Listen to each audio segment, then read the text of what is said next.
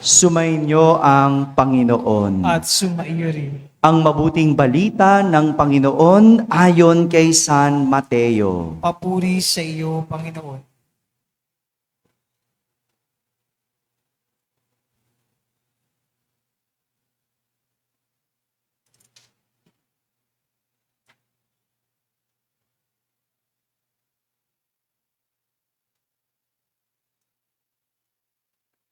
Noong panahong iyon, sinabi ni Jesus sa kaniyang mga apostol, "Huwag kayong matakot sa mga tao. Walang natatago na di malalantad o nalilihim na di mabubunyag. Ang sinasabi ko sa inyo sa dilim, ulitin ninyo sa liwanag. At ang ibinulong sa inyo ay inyong ipagsigawan. Huwag ninyong katakutan ang pumapatay ng katawan, ngunit hindi nakapapatay ng kaluluwa. Sa halip, ang katakutan ninyo ay ang nakapapatay ng kaluluwa at katawan sa impyerno. Hindi ba ipinagbibili ang maya ng dalawa, isang pera? Gayunman, kahit isa sa kanila ay hindi nahuhulog sa lupa, kung hindi kalooban ng inyong Ama. Maging ang buhok ninyo ay bilang na lahat. Kaya huwag kayong matakot.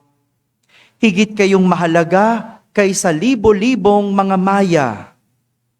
Ang sinumang kumikilala sa akin sa harapan ng mga tao ay kikilanlin ko rin naman sa harapan ng aking Amang nasa langit. Ngunit ang magtatwa sa akin sa harapan ng mga tao ay itatatwa ko rin naman sa harapan ng aking Amang nasa langit." Mga kapatid, ang mabuting balita ng Panginoon. Pinupuri ka namin, Panginoong Hesukristo. Magsiupo po ang lahat. Isang magandang umaga po sa inyong lahat. Pakibati ang katabi ng pinagpalang linggo. Yan, Pinagpalang linggo po sa mga nasa barangay, mga nasa tahanan at nasa abroad na nagsisimba via online, kasama kayo sa aming banal na pagdiriwang dito sa ating parokya. Sa mga tatay na nandito, taas nga ang kamay. Happy Father's Day po. Happy Father's Day. Pakibati naman ninyo yung mga ama ninyo, o kaya yung mga tumayong ama sa inyo. Batiin nyo po ng Happy Father's Day. Sa mga nag-iisip maging tatay, pakinggan po ninyo ang ating pagninilay sa linggong ito. No, bago ka mag-isip na gusto mong magpamilya, na gusto mo nang maging ama, pag-isipan mo, pakinggan mo ang pagninilay natin sa araw na ito. At kung ikaw naman ay tatay na, makinig ka sa homily, makinig ka sa pagninilayan natin sa araw na ito. Okay ba yung mga tatay? Parang ayaw nyo na. Magandang paalalahanan tayo. Ano ba ang isang gampani ng ama? Nais kong simulan sa isang kwento. At ang aking kwento ay tungkol sa isang guro na sa tuwing magtatanong siya sa klase, walang nagtataas ng kamay. Ba't ganon, no? Sa classroom, kapag nagsimula na ang klase, ang tahimik. Kapag tinatanong mo, hindi sumasagot. Pero kapag hindi mo tinatanong, palasagot. Hello? Kapag hindi klase, ang ingay-ingay. No? Kaya yung teacher na to, takang-taka. Bakit ba sa tuwing magtatanong daw siya sa klase, walang gustong sumagot? Kahit na sinasabi niya, sige, walang maling sagot. Di ba minsan gano'n naman, gusto mo lang marinig ang opinyon ng estudyante. Gusto mo lang marinig kung paano mag-isip ang isang estudyante. Kaso, walang sumasagot. Napansin din ng guro na kapag nagtatanong siya kung sino ang gustong sumali sa mga school activities, mga program, no? mga intermission number, no? Walang gustong mag-volunteer. Pero pagdating sa TikTok, no? Ang gagaling gumiling, akala mo mga bulating inasinan. Ano? No? Kahapon naglakad ako sa Luneta, no? Kada tingin ko sa mga sulok-sulok, no? May nagti-TikTok, no? At hindi nahihiya, no? Wala namang masama, pero nagtataka yung teacher, pag merong program at pinasasayaw, ayaw sumayaw. Walang gusto mag-volunteer. Kaya tinanong niya ang isang estudyante, bakit ba?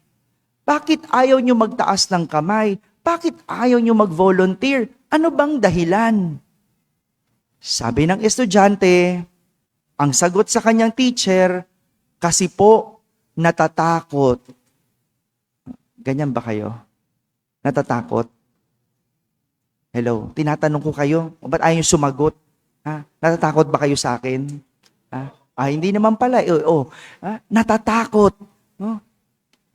Sabi ng teacher, saan kayo natatakot? Sabi ng estudyante, natatakot magkamali. Sinabi na nga, walang maling sagot. Natatakot mapahiya. Natatakot ma-reject. Natatakot sumubok. At kung ano-anong takot. Kayo, ano po ang inyong takot?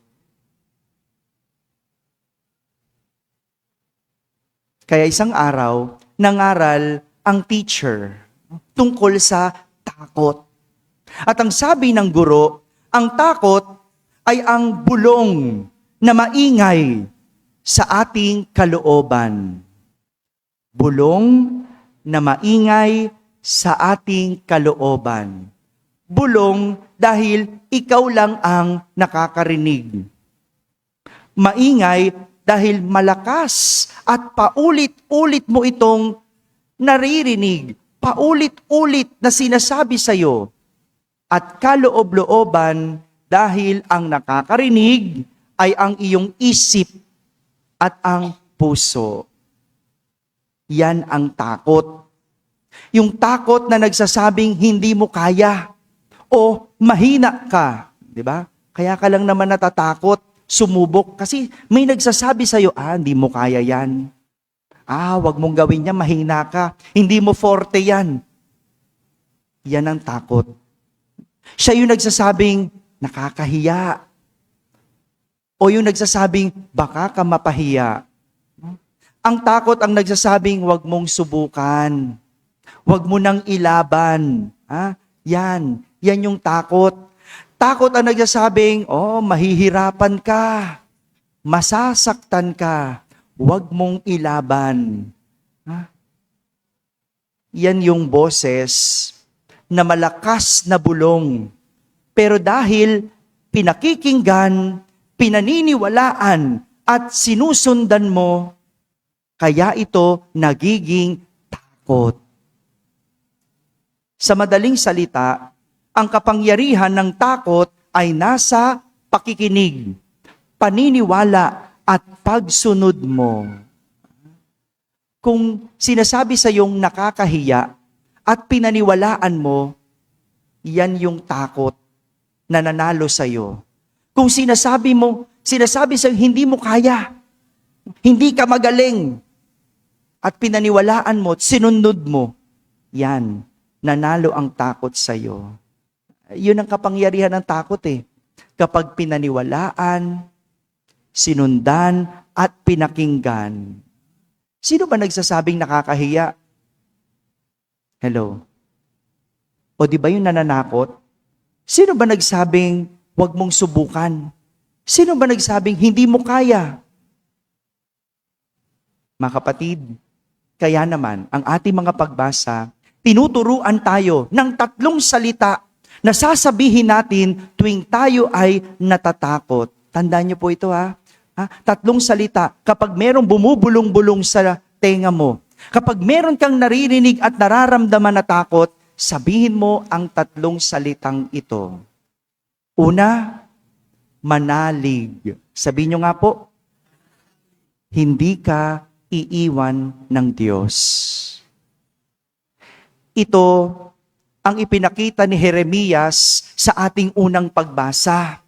Ipinakita niya kung paano lumakas ang loob ni Jeremias sa kabila ng pag-atake sa kanya ng mga tao.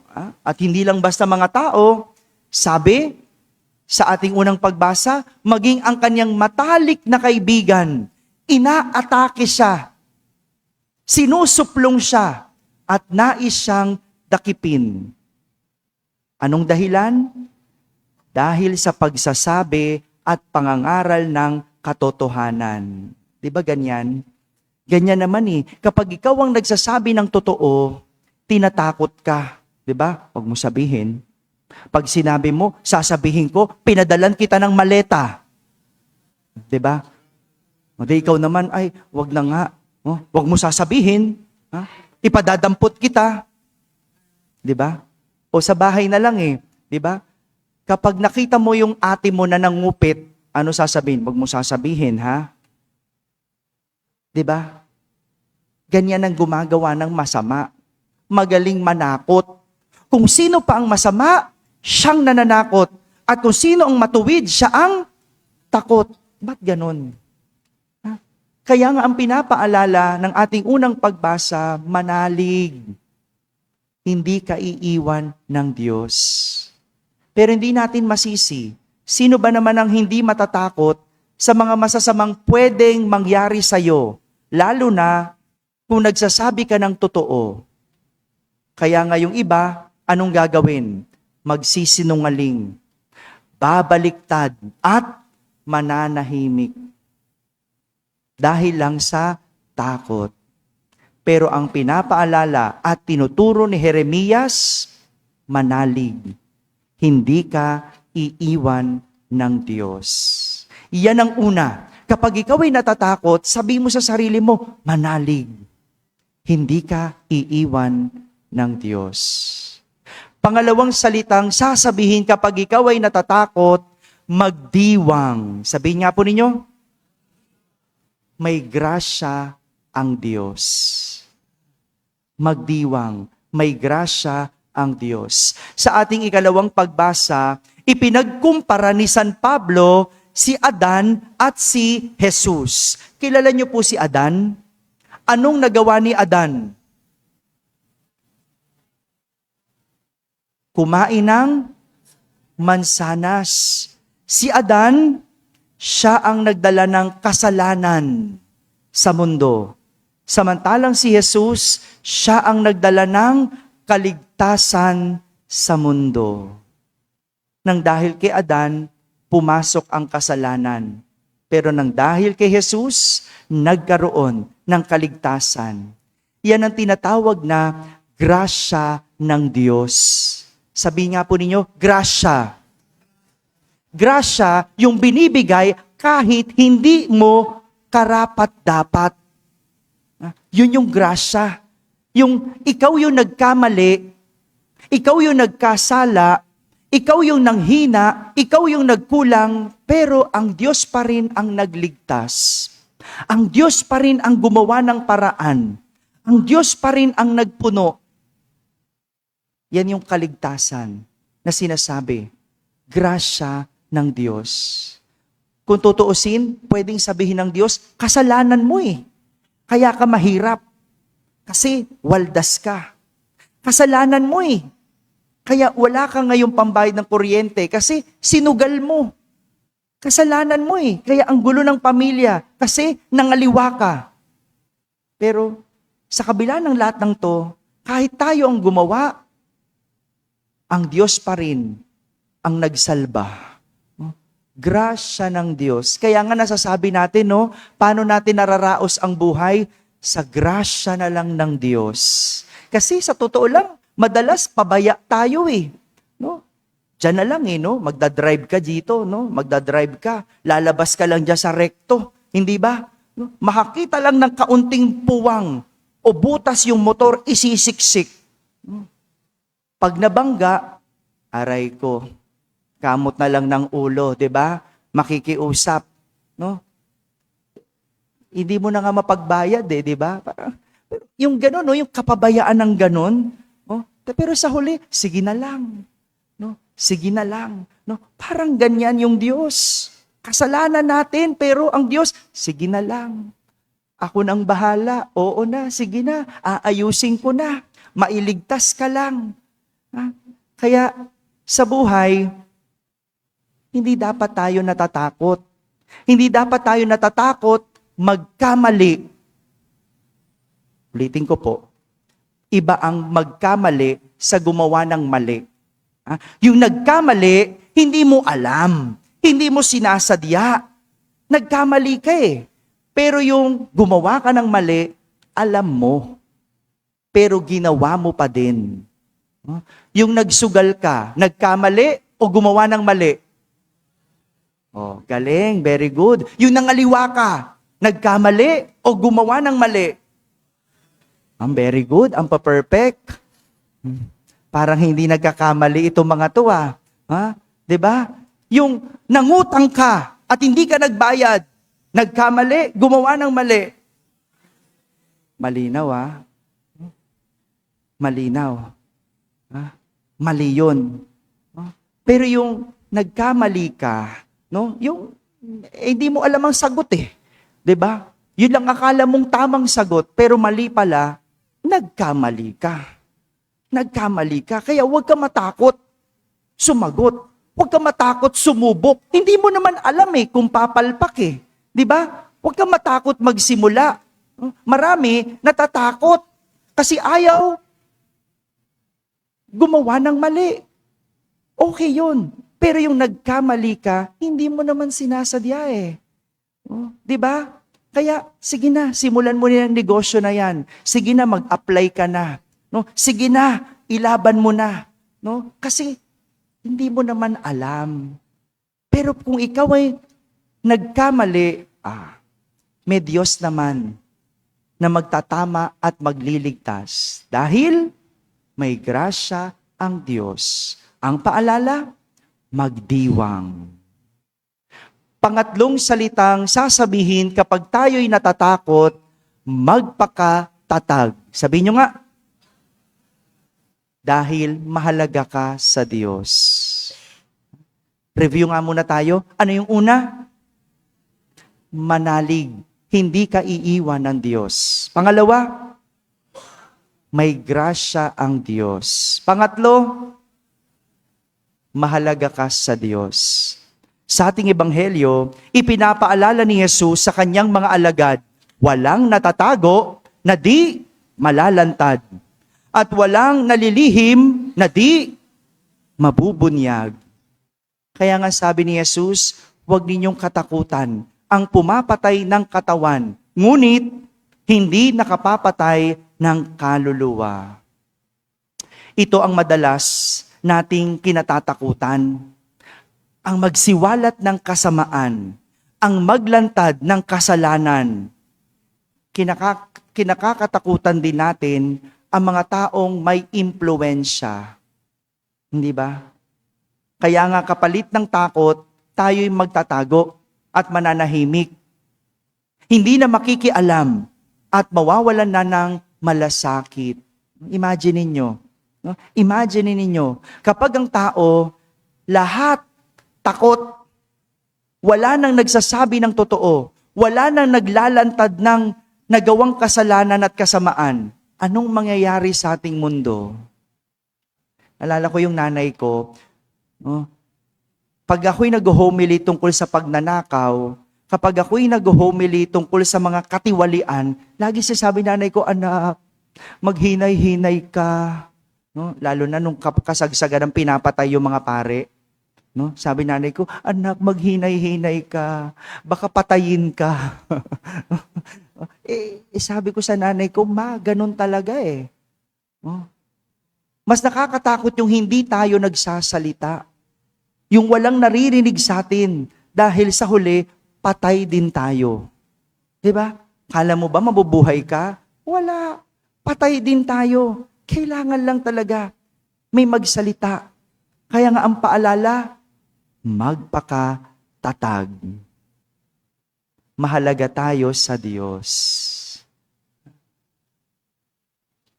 Naalala ko po, isang beses lang ako natakot buong buhay ko, no? Hindi ko nga alam hindi ako matatakutin, no? Hindi ako matatakutin kasi lagi iniisip ko muna ang isang bagay bago ko gagawin, no? Bago mangyari, isipin ko muna mabuti, no? Palaisip kasi ako no? Pero isang beses lang ako natakot. Natakot ako noong gabing bago ako ordinahan. Nakwento ko na yata ito. Pero yun yung natakot ako ng sobra. Gabing bago ako ordinahan maging deacon. Kasi sa gabi na yun, dun ka pipirma ng parang kontrata. No? Sabihin ko na lang kontrata. No? At dun ka mangangako na hindi ka na mag-aasawa. No? Nung gabi na yon, hindi ako lumabas ng kwarto. No? Hinahanap ako ng mga seminarista, sabi, asa na si Danichi? No, hindi tayo makapagsimula kasi merong liturgy muna yon bago ka pipirma, no? Kasi hindi na magpipirmahan kinabukasan, no?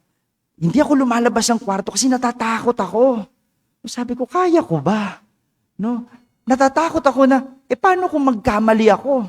Paano kung matukso ako? Paano kung mahulog, madapa ako? No? Parang sabi ko, teka muna. No? During that time, 30 years old pa lang ako noon. No? Kaya sabi ko, naku, baka marupok pa ako. No? Baka hindi ako sigurado sa sarili ko. No? At kinatok ako nung spiritual director ko. Sabi niya sa akin, Danichi, labas na. Sabi ko, Father, pwede bang pass muna? 1 year pa. Sabi niya, ano 1 year pa? No? Araw-araw mo nang dinadasal sa Diyos, lagi mong tanong, gusto mo bang akong gawing pare? Di ba yan ang tanong mo? Oo. O ito na yung sagot. Father, natatakot ako. Sabi ko, pwede ba wag na muna? Sabi niya, lumabas ka. May sasabihin ako sa'yo. Sabi niya sa akin, tandaan mo, may grasya ang Diyos. May grasya ang Diyos. 6 kaming pumasok, pinaalala niya, 1 ka na lang. Aayaw ka pa ba? Sagot na yan ng Diyos. Ayun, pumirma ako. Pumirma ako ng umiiyak. No? Pero sa awa ng Diyos, magsasampung taon na akong pare. No? Kahit papano naman, pinaninindigan ko pa din. No? Kay mga tatay na nandito, yung mga hindi pa tatay, mag-isip-isip ka pa. Kung natatakot ka, dapat kang matakot. Kung wala kang takot, dapat kang matakot. Mas nakakatakot yung hindi na natatakot. At yung mga tatay na nandito, huwag matakot. Huwag matakot harapin ang pagiging ama. Sa inyo mananalig ang inyong anak. Sa inyo kakapit ang inyong anak. Magpakatatag. Para sa huli, makakapagdiwang. Mga kapatid, talagang may takot. Lahat tayo natatakot. At malakas ang bulong ng takot.